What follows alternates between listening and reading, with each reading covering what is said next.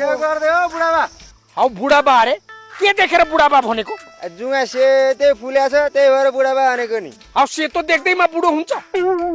बाख्राको पाठा जन्मिँदैखेरि सेतो हुन्छ, त्यो जन्मिँदै बुढो भयो त?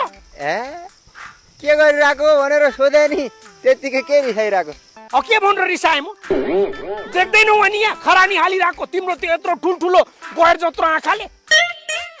हेर नानी, गौत खरानी अनि त्यदेखि हाम्रो घरमै भएको गोबर मल हाल्यो भने साह्रै राम्रो हुन्छ नि, त्यो त अर्ग्यानिक हुन्छ। त्यो मन मास्टरले त भयभरको विषादी हालेर तरकारीमा बेच्नु लान्छ, पैसा कमाउनु भन्दैमा जे पाए त्यही गरेर त हुँदैन नि, ज्यान मारा हो त्यो। ए ज्यान मारा तक्मेले त्यसो भन्यो मलाई? नभएको कुरा भन्छु होला त म। त्यो कन्चुस बुढो 100 रुपियाँको विषादी किन्न सक्दैन अनि बारीमा चाहिँ खरानी हालेर बस्छ। अचेलमा जोगीले त खरानी गर्नु छोडिसक्यो, त्यसले हामीलाई नाना थरी भनेर बस्नी। त्यही त। ए बट्टु बट्टु बाहिर आइज त।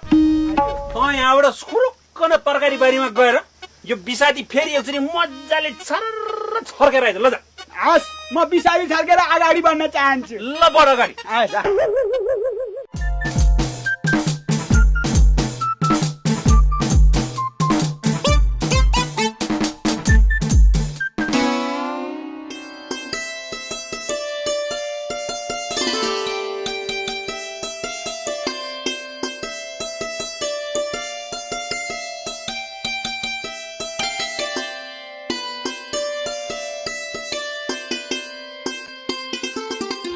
बाख्रा बाल्छु राम्रै छ बजार, दुईटा बोका बेच्यो कि 30,000, चिन्ता छैन कि मलाई कोरिया नि मलाई हङकङ पनि मलाई अस्ट्रेलिया।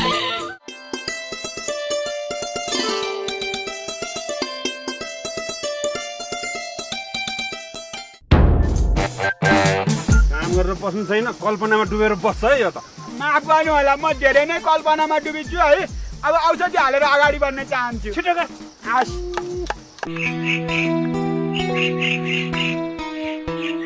ओहो तरकारी ठेकेदार, अनि कति नै खायो त आज? धेरै खाइयो, त्यही भएर पेट फुलिरहेछ। त्यो मनेर तक्मे बुढालाई तरकारीको पैसा दिनुपर्ने छ, त्यो माथि देउडीमा बोलाएर ल्याइदिएछ। ए हो र? तुरुन्तै लिएर आइज। ल ल ल हुन्छ।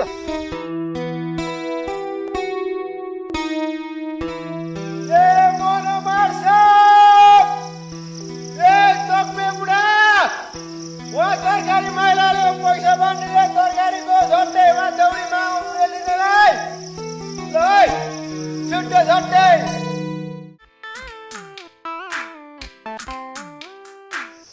होइन हौ, तरकारी कति छ किलोको आजकल?